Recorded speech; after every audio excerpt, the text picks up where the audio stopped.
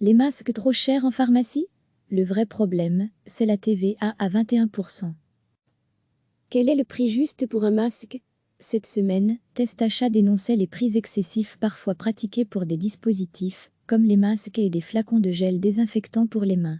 Dans la ligne de mire de l'association de consommateurs, certaines firmes, des boutiques en ligne, voire des pharmacies, 6 € pour un masque, 19,45 € pour 250 ml de gel hydroalcoolique en officine. Beaucoup plus qu'avant la crise du coronavirus, dénonce Test Achat qui demande que soit instauré un prix de vente maximum autorisé pour les flacons de gel hydroalcoolique et pour les masques buccaux. Mais combien devons-nous nous payer les masques et les gels? Quel est le prix normal? Comment les prix sont-ils calculés? Nous avons posé la question à un pharmacien. Patrick Botticher gère les achats d'une coopérative de pharmacie d'Inafar, avec 155 affiliés. Il explique qu'il négocie tous les jours de grosses quantités pour obtenir les prix d'achat les plus bas du moment. Les prix fluctuent au jour le jour. Cela dépend même de l'activité de l'aéroport de Pékin.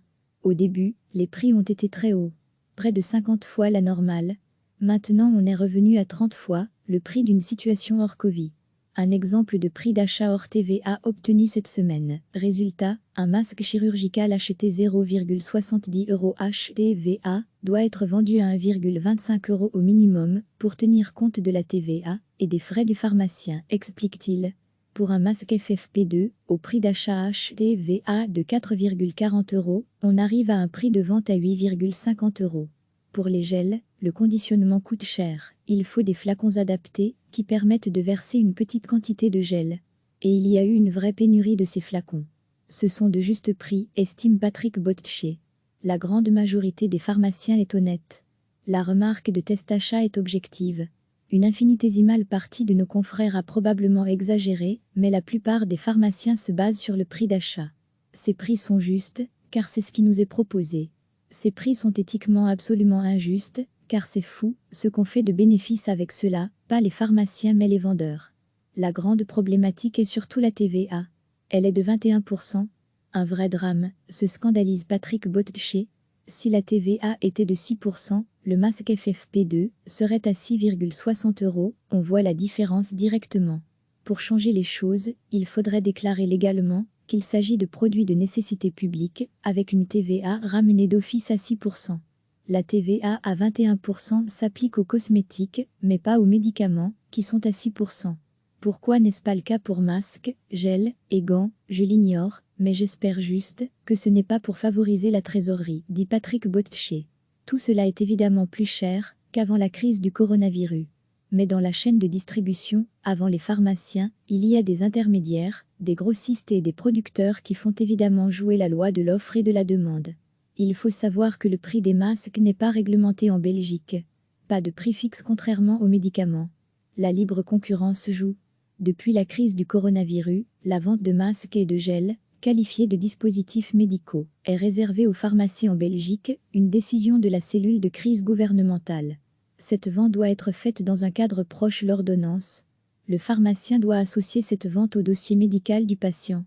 L'Association des pharmaciens de Belgique, APB, rappelle cependant qu'il leur est interdit d'abuser d'une situation de pénurie.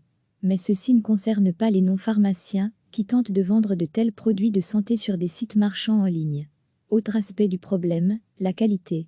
Patrick Botticher raconte, pendant l'hystérie du gel, il y a 3 semaines, on est tombé en grande distribution sur des gels à 60% d'alcool, soit inefficaces. Il faut minimum 70%. La réponse du fabricant a été « Je ne suis pas malhonnête, il est indiqué 60%. » Le rôle des pharmaciens est le contrôle qualité des produits qu'ils délivrent. Je travaille 5 heures par jour pour trouver, relayer des offres après avoir tenté de négocier, explique Patrick Botticher. Quand l'offre est définie, arrive la phase de vérification de la certification. Cela prend souvent une semaine. En général, 4 produits sur 5 sont écartés. C'est une énorme problématique parce que, sur le dispositif médical, le matériel comme les masques ou les gants, NDLR, nous avons une responsabilité à la fois légale et déontologique sur le produit vendu. C'est bien plus contraignant qu'en grande distribution. Et puis, faut voir de quand datent les stocks, et si date de péremption, il y a 2 mois, 100 masques chirurgicaux, c'était 2,50 € chez les grossistes, c'est 30 fois plus aujourd'hui. On devrait refuser à ce prix-là. Ok, mais on fait quoi de la détresse des gens? Et in fine, quelle serait la conséquence? Un marché noir sans contrôle de qualité? Sur le chirurgical, je ne suis pas certain que c'est grave, la protection est de toute manière hyper faible, mais un FFP2 non conforme, là, c'est très grave. À la pharmacie, tout cas suspect ou déclaré, il faut d'office conseiller un masque FFP2. Patrick Botticher souligne encore le rôle d'écolage des pharmaciens par rapport au masque. Il faut apprendre au public à s'en servir convenablement pour bien couvrir la bouche et le nez, sinon ils ne sont pas efficaces. Recevez chaque matin l'essentiel de l'actualité. Quel est le prix juste pour un masque? Cette semaine, Test Achat dénonçait les prix excessifs parfois pratiqués pour des dispositifs, comme les masques et des flacons de gel désinfectant pour les mains.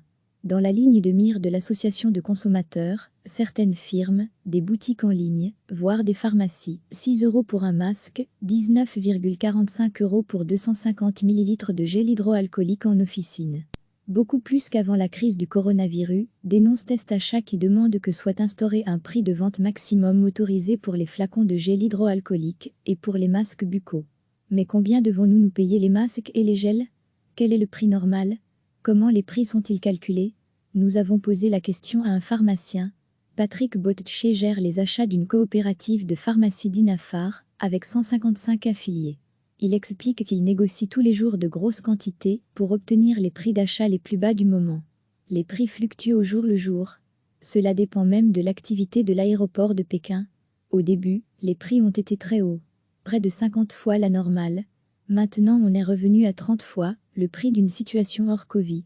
Un exemple de prix d'achat hors TVA obtenu cette semaine. Résultat, un masque chirurgical acheté 0,70 € HTVA doit être vendu à 1,25 € au minimum pour tenir compte de la TVA et des frais du pharmacien, explique-t-il. Pour un masque FFP2, au prix d'achat HTVA de 4,40 €, on arrive à un prix de vente à 8,50 €.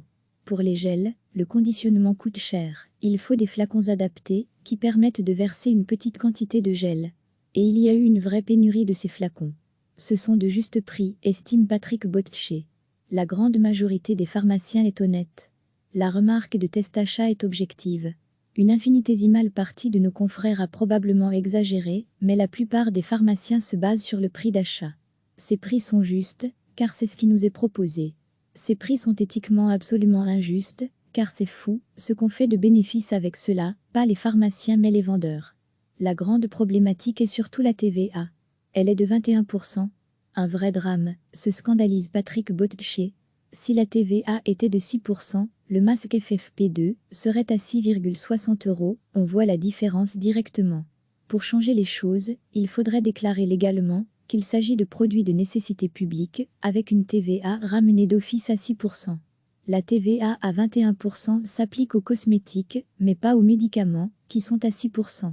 Pourquoi n'est-ce pas le cas pour masques, gel et gants? Je l'ignore, mais j'espère juste que ce n'est pas pour favoriser la trésorerie, dit Patrick Botticher. Tout cela est évidemment plus cher qu'avant la crise du coronavirus. Mais dans la chaîne de distribution, avant les pharmaciens, il y a des intermédiaires, des grossistes et des producteurs qui font évidemment jouer la loi de l'offre et de la demande.